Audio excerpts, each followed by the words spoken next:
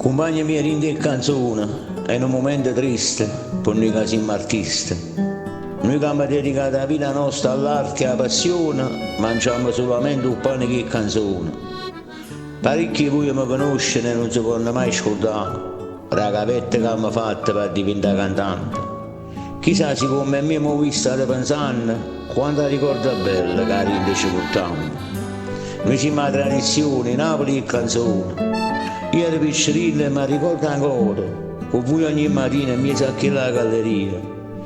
Cantante, musicista, attore, impresario e cabarettista. Chi le ritrova nostra, il mercato degli artisti. Ci stavano i più grossi, chi li nomi sconosciuti, ma eravamo una famiglia, tutte figlie di canzoni. Senza tenere l'invidia, con tanta educazione, si rispettava un cane per padrone.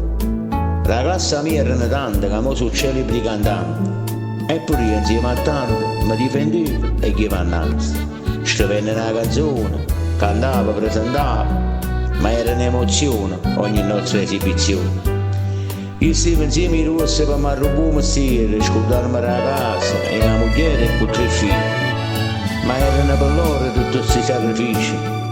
Diciamo che in tuo cuore mi è asciuga la nostalgia e vi sto raccontando la vita mia.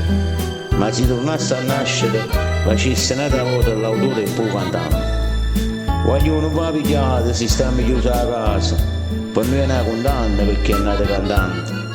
Noi siamo abituati a stare in coppia di ristoranti, a regalare emozione con una storia e una canzone. Con pubblico assettato e noi in mezzo alla sala, pigliandoci l'applauso e rindano finale.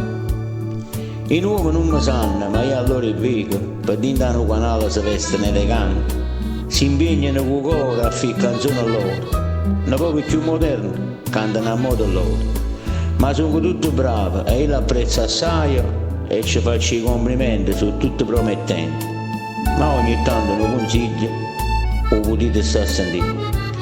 Queste parole mi rivolte ai miei colleghi, voglio non va battita, non è frenuta ancora.